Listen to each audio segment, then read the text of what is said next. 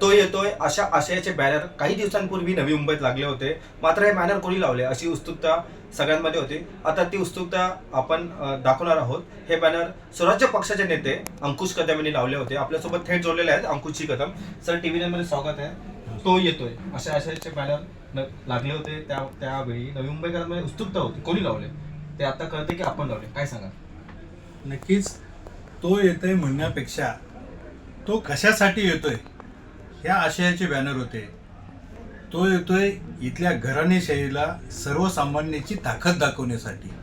तो येतोय इथल्या माथाडींना त्यांच्या न्याय हक्काचा आवाज बनण्यासाठी, इथल्या शिक्षण व्यवस्थेसाठी, इथल्या रोजगारासाठी, पश्चिम महाराष्ट्रातून येणाऱ्या इथल्या भूमिपुत्रांसाठी असणाऱ्या किंवा इथली ट्रॅफिक व्यवस्था असू द्या, इथली पार्किंग व्यवस्था असू द्या, इथले टोल असू द्या, इथल्या ड्रगच्या विळख्यात असलेले तरुण असू द्या, यांच्यासाठी येतोय हा दाखवण्याचा उद्देश होता. छत्रपती संभाजीराजे यांच्या महाराष्ट्र स्वराज्य पक्षाच्या माध्यमातून हे बॅनर लावलेले होते आणि याच्यातून एकच होतं की स्वराज्य पक्ष आता अधिकृतपणे ऐरोली विधानसभेमध्ये आम्ही निवडणूक लढवतोय हे आम्हाला संकेत द्यायचे होते.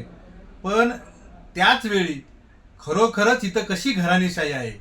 आमचे बॅनर हे अक्षरशः त्या ठिकाणी परमिशन घेऊन लावलेले होते. हे आशय तो येतोय घराणेशाहीला सर्वसामान्यांची ताकद दाखवण्यासाठी. याच्यात कुठलंही वादग्रस्त म्हणजे तुम्ही तुमचे या भूमीमध्ये ह्या नवी मुंबईमध्ये विचारही मांडू शकत नाही. आणि अक्षरशः महानगरपालिकेच्या अधिकाऱ्यांनी ज्या 7 दिवसाच्या परमिशन घेतल्या होत्या त्या कॅन्सल केल्या. खऱ्या अर्थाने याचाच आमचा विजय आहे.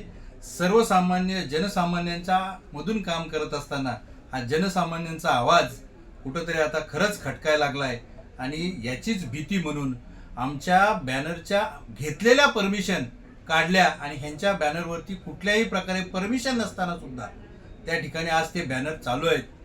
आमच्याकडं खरी ताकद कोणाची असेल तर सर्वसामान्य लोकांची आणि म्हणूनच सर्वसामान्यांचा आवाज म्हणून आम्ही छत्रपतींच्या विचाराने डॉक्टर बाबासाहेब आंबेडकरांच्या विचाराने काम करत राहू. काही दिवसापूर्वी आपले भावी आमदार म्हणून देखील बॅनर लागले होते. त्यानंतर तो येतोय असे बॅनर लागले होते. नेमकं काय? नक्कीच या ठिकाणी सर्वात मोठा दहीहंडीचा उत्सव या ठिकाणी नवी मुंबईमध्ये स्वराज्याच्या माध्यमातून झाला आणि त्या ठिकाणी स्वराज्य प्रमुख छत्रपती संभाजीराजे यांनी घोषणा केली की आता तुम्हाला लढावं लागेल. आणि त्याच भूमिकेवरती आज लढायचं म्हणून आमचं काम नाही. गेले 10-15 वर्ष सातत्याने सर्वसामान्यांचे प्रश्न, इथल्या कष्टकऱ्यांचे प्रश्न घेऊन आम्ही काम करत आहोत. परंतु ज्यावेळी खऱ्या अर्थानं सांगितलं की तुम्हाला आता लढावं लागेल आणि आम्ही त्याची तयारी अतिशय ताकदीने करतोय, या ठिकाणी नक्कीच सांगतो की सर्वसामान्यांचा आवाज म्हणून आम्ही ह्या महाराष्ट्राला दाखवून देऊ की नवी मुंबईमध्ये कशी क्रांती होते. खरं तर आपण ज्या विधानसभेमध्ये लढण्याची इच्छा दाखवलेली आहे त्या विधानसभेमध्ये आमदार गणेश नाईक यांचं देखील जे वर्चस्व आहे ते वरचढ आहे आणि आपण देखील आता उभे राहणार आहे. नेमकं कसं पाहता मग याकडे? आपण पाहिलं असेल की गेले 15 वर्ष, 20 वर्ष, 25 वर्ष एक हाती काम करत असताना आज बेलापूर मतदारसंघामध्ये बघा 5,000 कोटीची कामं झालेली आहेत आणि या ऐरोली मतदारसंघामध्ये 500 कोटीची पण कामं झालेली नाहीत. आमच्या सर्वसामान्य लोकांचं आज घनसोली असू द्या, कोपरखर्णे गाव असू द्या, घनसोली गाव असू द्या, 3-3 दिवस लाईट येत नाहीये, 3-3 दिवस पाणी येत नाहीये.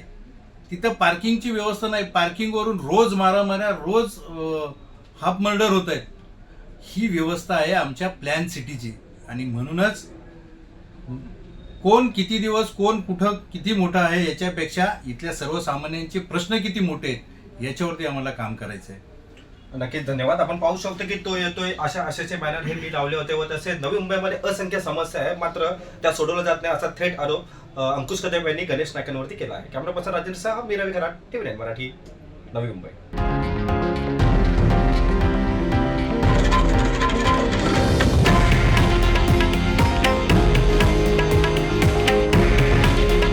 हे आहे देशातील नंबर 1 न्यूज नेटवर्क आणि आपण पाहत आहात टीव्ही 9 मराठी. काळजी तुमची, हित महाराष्ट्राचं.